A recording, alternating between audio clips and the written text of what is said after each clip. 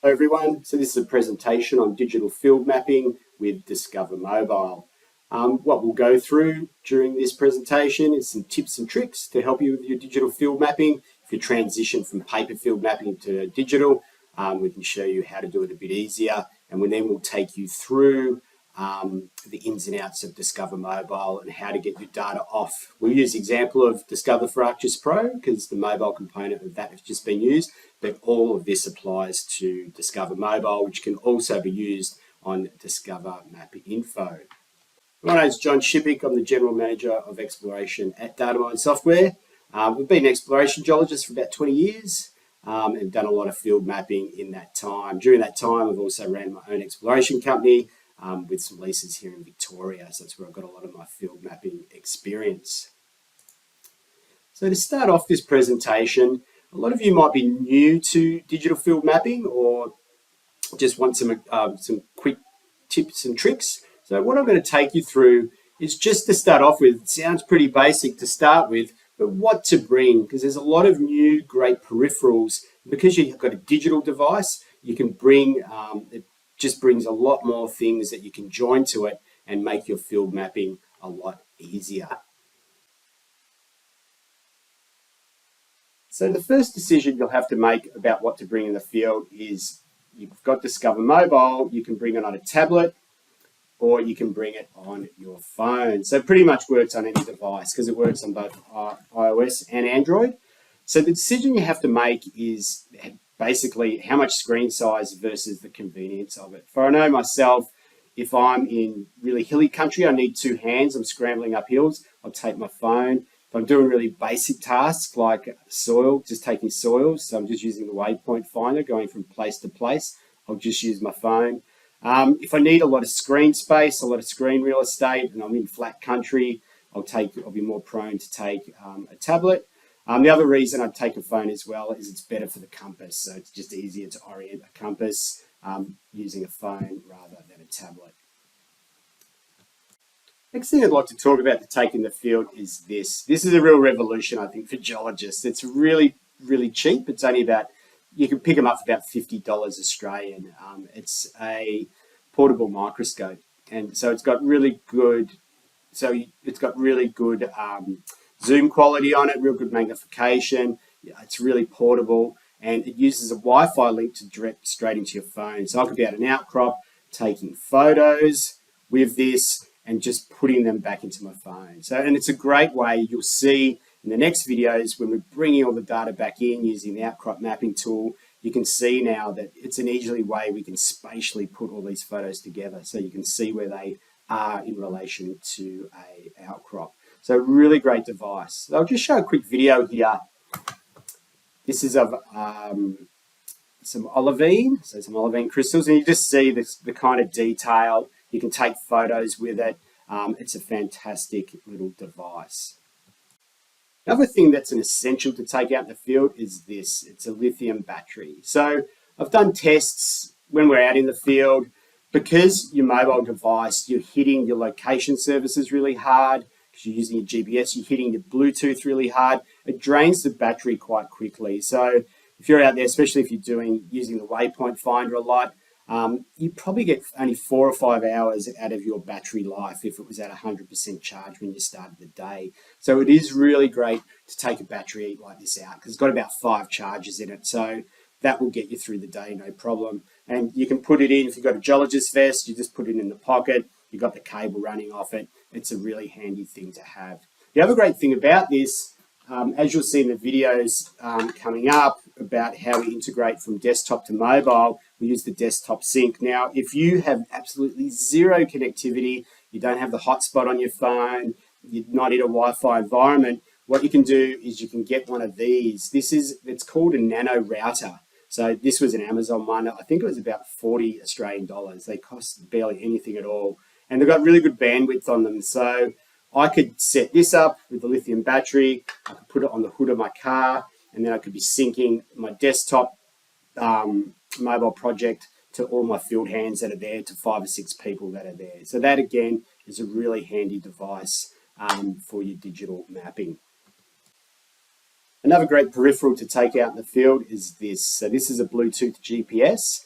So this can Bluetooth pair with your phone using Discover Mobile. So this is a Garmin Glow. They retail for around about 120, 130 Australian, so they're quite inexpensive. And the great thing about it, regardless of your network coverage, it should always get you within sub 5 meter accuracy. If for the iOS on Discover Mobile, we pair with a Bad Elf GPS, any of their range, and we also pair with an EOS RTK device. So next we're going to look at Discover Mobile's internal compass.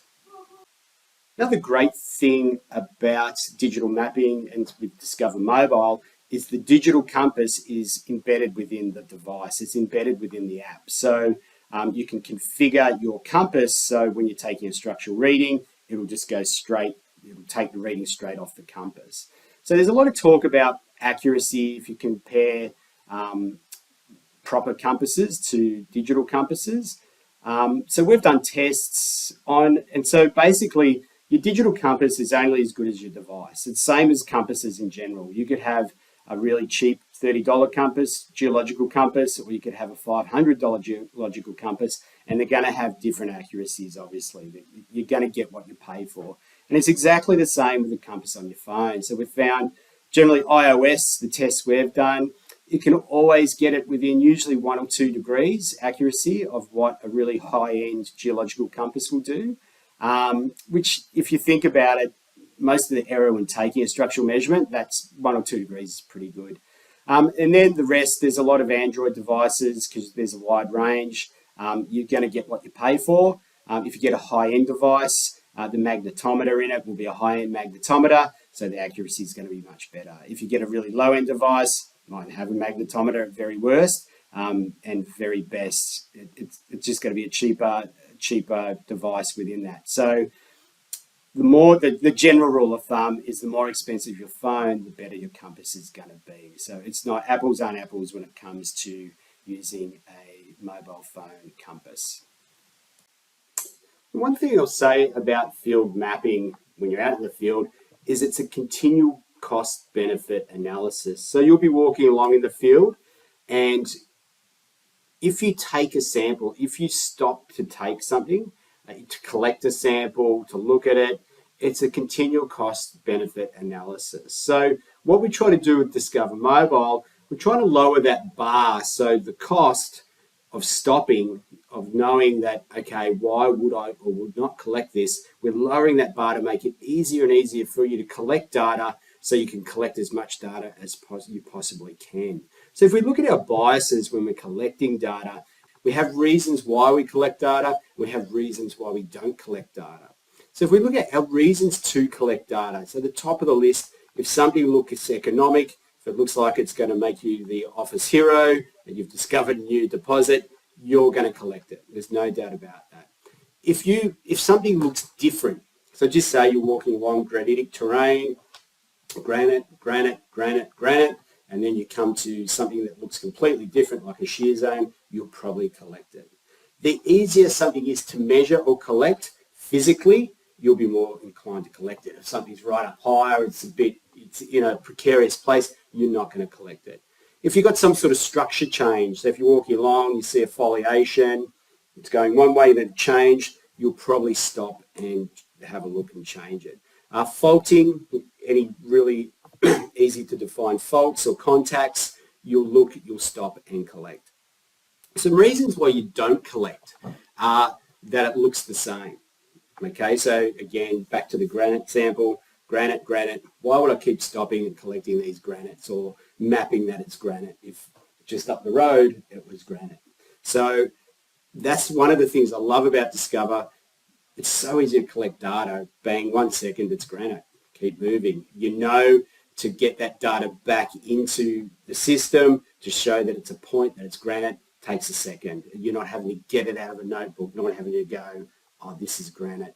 So now you're also taking into account your negative assumptions. Like there's nothing there, but you want to be able to put that down so that it saves the next person that's looking at this prospect or lease of going back there to say, oh, if there was something interesting there, is it there? I'll give you an example where we were soil sampling again. It was over granitic terrain, everything looks the same. But then the soils come back and it was saying that there was a real sort of nickel high there. It was going 100 ppm, and we had no idea why.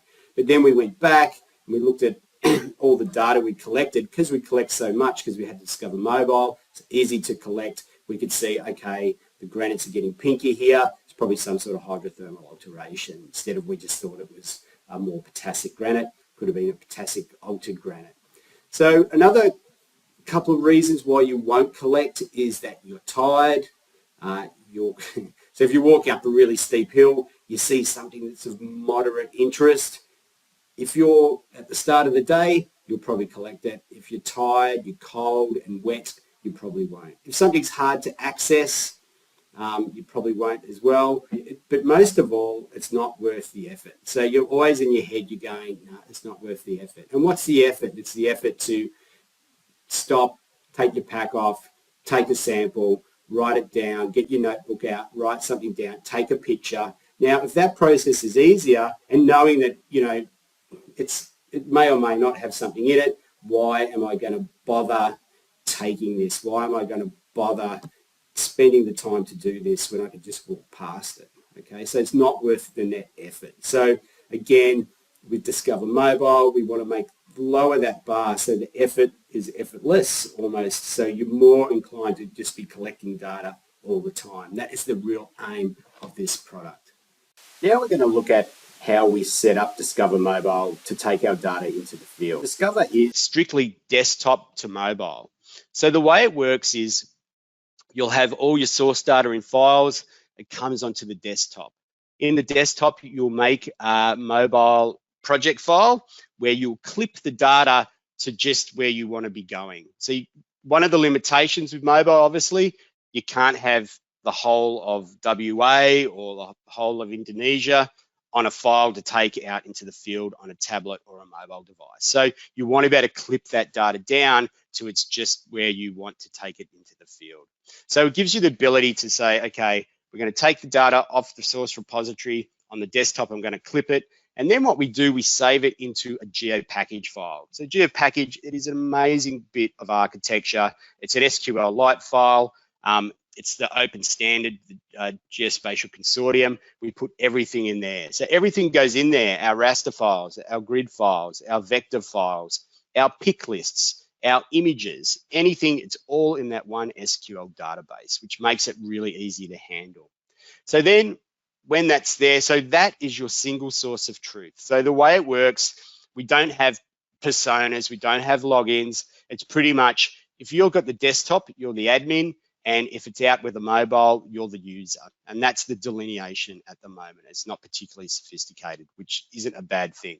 So now you've got your GeoPackage on the desktop. We've got tools. You can either put it onto a web-enabled folder, so you can grab it off your phone, or we've got this fantastic feature called Desktop Sync. So it syncs using the Wi-Fi off your desktop, off your mobile, and it syncs straight to the mobile device. Data gets collected in the field and it gets synced back. And the good thing about it is it's multi-user. So you need one license to produce a GeoPackage. You could give that to thousands of people. It doesn't matter. Anyone can download mobile, anyone can read that file, and anyone can bring the data back in, okay? So next we're just going to go over creating a mobile project. So the way we do it, we get all our data into one 2D scene. So here's an example. We've got a DTM, we've got a geology image, we've got a soil grids, we've got points, lines, and polygons. And the next step from there is we set up our legends that we want to set up as pick lists, and we ensure that the mobile themes tick, so we can take them out onto the mobile device and use them as mobile themes, so we can color everything by our legend colors. So you see those colors there, they'll be taken out into the mobile device exactly the same. All done from the legend tool on Discover for ArcGIS Pro. So before you get your data ready to in the field, you have to add fields to your tables so that they can ingest the table validation. So special mobile data like accuracy or XYZ or structured data, you can set that up quite easily. So the first thing we do is we set up a mobile project using the Discover Mobile tool. and we select which tables we want to take into the field.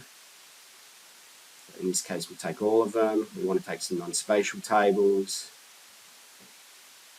And what this will do when it's created, it will create a geo package on the desktop where all the data goes.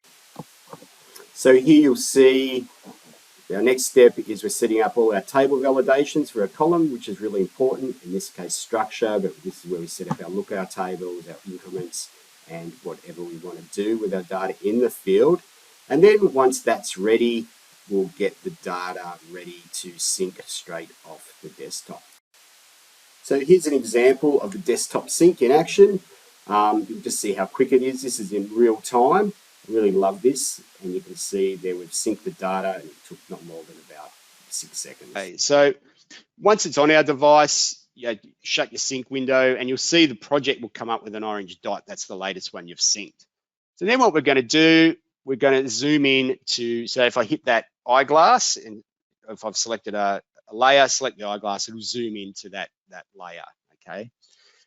So what we're going to do now, we'll just start turning on all the layers. So you can see there's our DTM, there's our geology image, there's our soil grid, there's our drone image, there's our polygons, here's some of our workings, that are lines, some structures, so geochem points, some grab samples, and some structures, okay? So you'll see with the structures, we've already turned on the structure symbols, so you'll see the structure symbols. Now here we're going to turn on the thematic. So this is one of the thematics we brought across because we ticked the mobile thematic in the legend, okay? So I'll give it a size of 3. Now I'm setting up the thematic I brought across, which is antimony ppm grab, and there's antimony, and I hit apply. Actually, I'll change the symbol. I'll make it a cross instead of a circle because I make the soils a circle. And I'll hit apply, and you can see now I've got these colored crosses based on the antimony value that's in the file. So what we're going to do now, we've got all our data in, we've styled it. We want to start collecting some data in the field. So here I'm going to collect some structure data. You see I selected the structure tool because it knows it's configured like that because we've got the discover code. It knows it's a structural column. We've got the compass up. We've hit apply, and then it's populated straight off the compass. We've given it a type, and you can see straight away the structure symbol's oriented where you want it with the correct structure type. Okay, so we'll take a couple of grab samples. So you'll see in this case, the sample numbers populated automatically because it was incremented. I'll give the SB, and now I'm going to take a photo in the field, and I'm going to append that to that sample. Done that a couple of times. And now the next thing I'm going to do is I'm going to look at the polygon tool here. I'm going to use the freehand tool just to show you how easy it is to draw on the mobile device. So here's a freehand tool, and I'm going to give it a geology type. Save that. So again, really easy. Freehand tool's great. If you've got an Apple iPad, you can use the Apple Pen. It's awesome. So you can be away digitizing. So you could take a project out, give it to people to digitize, and then bring it back in really quickly. So because they can digitize on a tablet, which is so much quicker and easier than on a desktop where you're clicking on a mouse. So because you're drawing. So here we are. We've got 3 different polygons, all of different geology type. Now you'll see we hadn't set up a thematic yet on this, so you can set up the thematic whenever, before or after. So here's the theme style that we brought across from the desktop called Gannon's Geology. On field geology type, we'll apply that, and straight away it's colored exactly as you would see it on the desktop. So now we've collected our data in the field, and so you can see how quick and easy it is. This is just a really basic example. What you want to be able to do now is show you how seamlessly you can bring that data back, okay? So what we're going to do now is we get our sync window up. So the project's been done. We go to the desktop and we hit check-in. Now this is super fast because it's not bringing over all the raster files. It's just bringing in the vector files. So I'm going to sync that. I select there's the desktop sync again. I select the project, and you can see So this here, this window is the it's the mobile GeoPackage window. So you can see what's come in, all the objects, how many different objects there were for each table, and you can see that it's checked in. Also, we've got a project log. Because it's multi-user, you want to be sending it out to heaps of people. You want to keep a log of who's got it out and who's checked it back in. So we checked this out twice, and there was, everyone's checked it back in. So it's got 2 green lights. So you can still go back to source if you haven't. It's just a visual guide to see who's still got data out in the field and Stu hasn't. So the next step and the last step is I want to save this back to my source files. I don't want it just to be on a GeoPackage on the desktop. So that's really easy.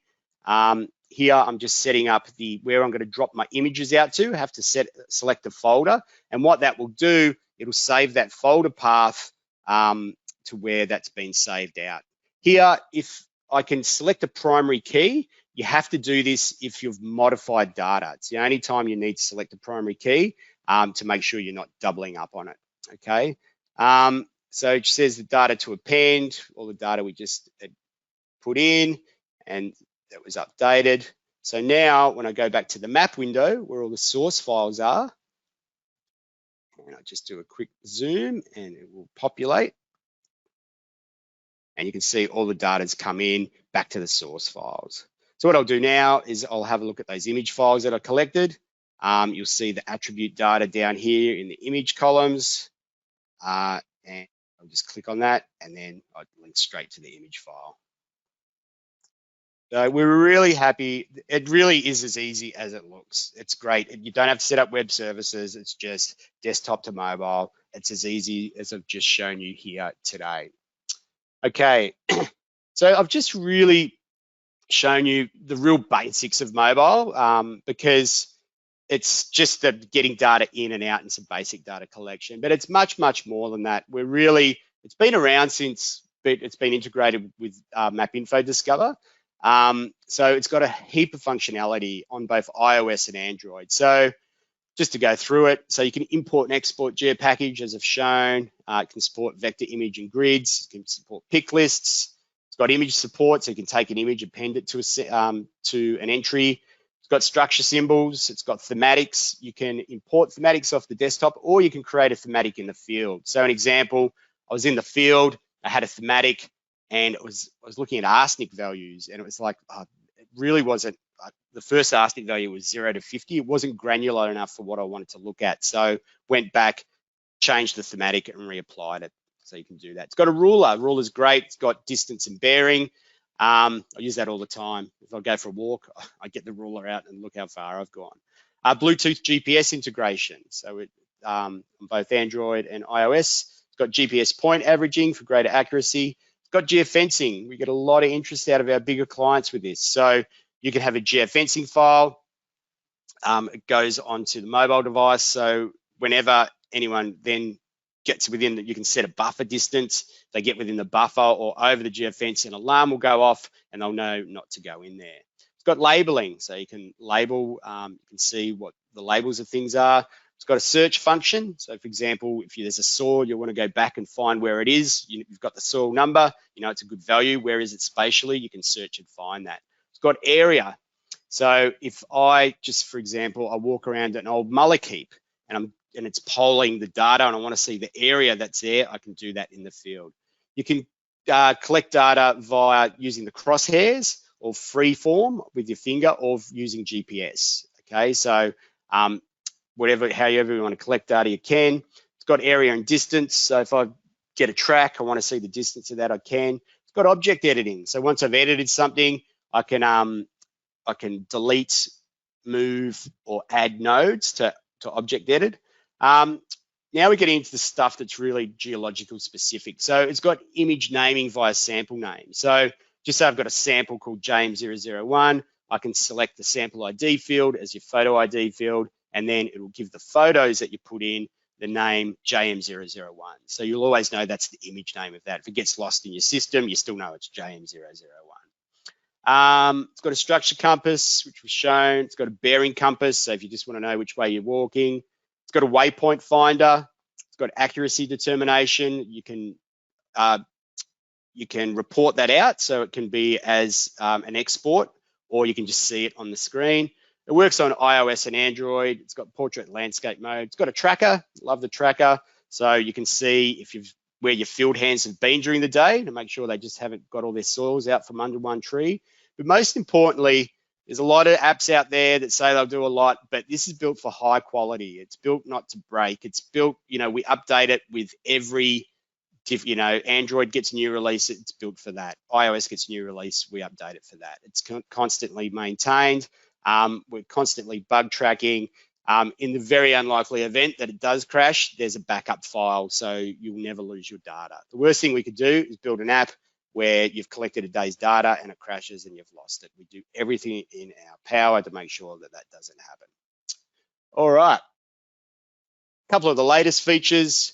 The great thing about now is we've done all the base work. Now we're getting into really cool geo-nerd stuff. It's like stereo nets, drill hole and trench display, the ability to take non-spatial data into the field. So you could take a down hole table. So when you get to drill hole, you can see what the results were, okay? All right, so that's all for mobile, and you can see just what a great thing it is already, and yeah, how easy it works. The next thing we're going to talk about is the outcrop mapping tool. So again, it's about field collection.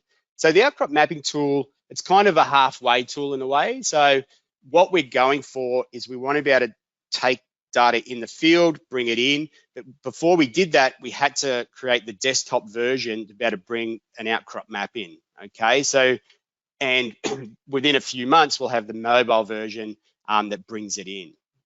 Here you'll see we're just setting up an outcrop mapping project. So we give it a CRS, we give it a DTM, we add our section template file. So every time we create then an outcrop map, what it does, it will create all the files, exactly like it is with the section in Discover for ArcGIS Pro. So every time we create an outcrop map, all the associated files get associated with that and put on top.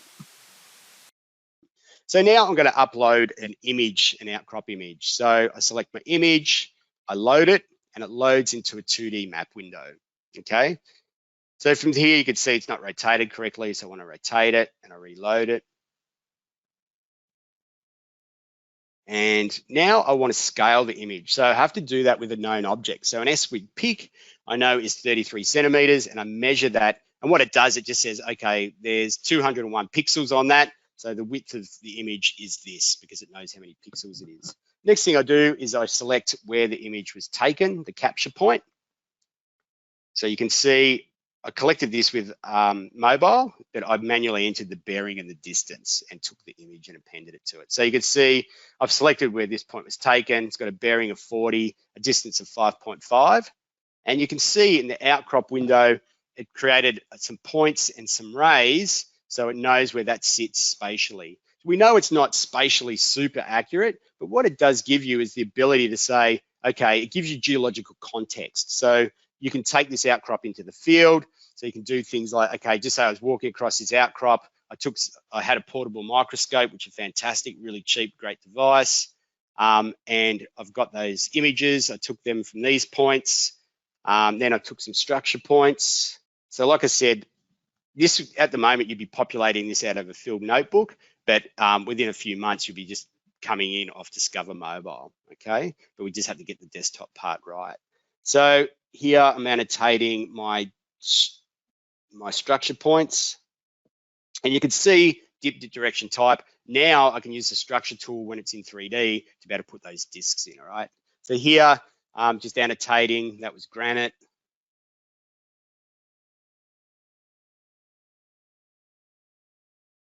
That's an adit.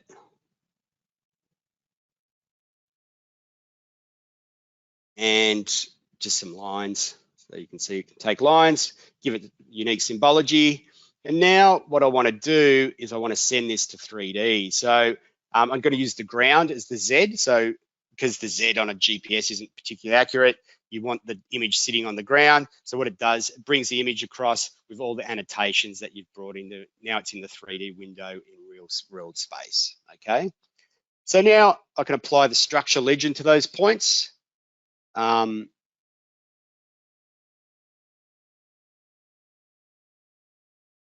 And you see I've used for the Z, the object. It's just the height in the object. It's not the ground layer this time, okay?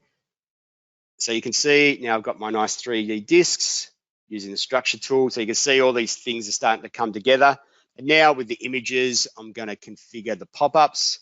So all the images that have been saved out into a folder, I can configure them as a pop-up. So I can come in and look at those. So now I've got this big 3D scene, which works really well as a digital twin. So it can really encourage me to collect data, bring it in and store it. And you can see the context of that outcrop. Sure, not spatially super correct, but good enough for exploration. So moving forward, the Discover Mobile development story for us, it's far from over. So the next thing we're going to be looking at putting into this is the outcrop drape facility. So as well as just being able to have like a sectional outcrop, we're going to have the ability to be able to drape an image, just a 2D image, onto a really good LiDAR. Another feature we're working on currently is the ability to be able to take a bedding. So we've got our digital compass where you can take a dip and dip direction of bedding, but we're also going to give you the ability to be able to take the rake angle of alineation on that bedding plane, and also to be able to record any visual direction of movement. It'll also be really seamless. So when it comes in off the mobile device, you'll have a font on the desktop that'll show either just plain bedding, bedding with alineation, or bedding with alineation and a movement direction. So that's all from me. Thank you so much for your time. I hope you got something out of the presentation today. If you've got any questions or you've got any product suggestions, feel free to contact me on john.shippick@dataminesoftware.com. So I hope you get a lot of use out of our product, take it out into the field, and find a great big ore body with it.